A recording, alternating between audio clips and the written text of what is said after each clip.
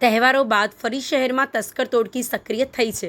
શહેરના ચાંપાનેર ચોકીથી લઈ રોકડનાથ પોલીસ ચોકીની વચ્ચે નવા બજારમાં આવેલી વીકે મકવાણા એન્ડ કુ નામની દુકાનમાં તસ્કરે સીસીટીવી કેમેરાથી બચવા માટે છત્રીના સહારે દુકાનમાં પ્રવેશી 70,000 ઉપરાંતથી વધુની રકમની ચોરી કરી પલાયન બન્યો હતો। જ્યારે બીજી તરફ દુકાન માલિકે પોલીસ પેટ્રોલિંગની કામગીરી સામે સવાલ ઉઠાવ્યા હતા। વડોદરા શહેરમાં તહેવારોની ઉજવણી બાદ વેપાર ધંધા પુનઃ ધમધમતી ઉઠ્યા છે, જ્યારે બીજી બાજુ શહેરમાં કેટલાક દિવસોથી વરસાદી માહોલ જામ્યો છે, જેનો ભરપૂર લાભ તસ્કરો લઈ રહ્યા હોય તેવા દ્રશ્યો સામે આવ્યા છે।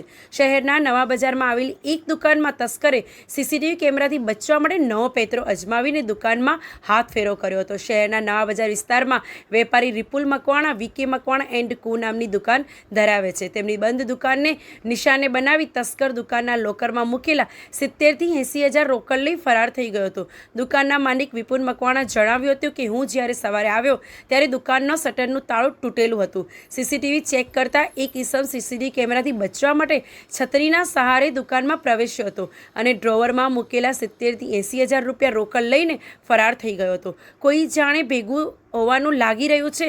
આ અંગેની જાણ સિટી પોલીસ મથકને કરી હતી, પણ બપોર સુધી પોલીસ આવી ન હતી। ટેલિફોનિક રજૂઆત કરી તો જણાવ્યું હતું કે સાહેબ પેટ્રોલિંગમાં હતા, એટલે 5 વાગ્યા પછી આવશે। જો પેટ્રોલિંગમાં હોય તો આ ચોરી કેમ થઈ એ સવાલ છે તેવા આક્ષેપો પણ કર્યા હતા। ચાંપાનેર પોલીસ ચોકી અને રોકડનાથ પોલીસ ચોકીની વચ્ચે આ દુકાન આવેલી છે, જેમાં ચોરી થતાં પોલીસની પેટ્રોલિંગની કામગીરી સામે પણ સવાલો ઉઠ્યા હતા।